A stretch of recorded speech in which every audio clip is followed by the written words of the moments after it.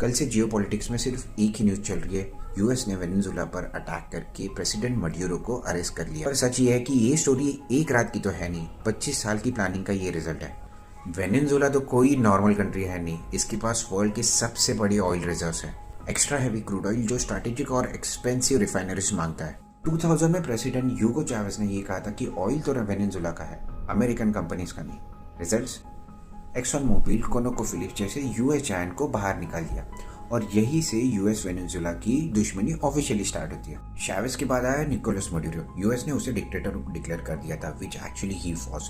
2017 के बाद सैंक्शंस भी आ गए, इकोनॉमिक कोलैप्स हुई पर ऑयल कंट्रोल नहीं छूटा। इसी वैक्यूम में चाइना एंटर करता है, लोन्स दिए, इंफ्रास्ट्रक्चर दिए, ऑयल के बदले long term strategic deal sign की।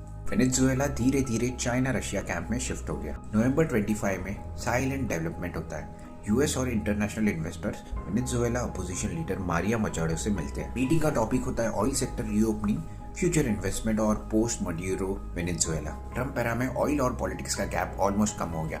एक्सन मोबिल का former CEO Rex Tillerson US का सेक्रेटरी ऑफ स्टेट बन गया। आज जब अटैक और अरेस्ट की बातें वायरल हो रही है, सवाल ये है कि क्या वेनेजुएला का ऑयल चाइना से दूर लाने का ये फाइनल पुश चल रहा है। यूजुअली ऐसे सब मूव्स के बाद पपेट गवर्नमेंट आती है, पर जियोपॉलिटिक्स का एक रूल हमेशा सेम रहता है, जहाँ ऑयल होता है वहाँ डिक्टेटरशिप सिर्फ एक एक्सक्यूज होता है।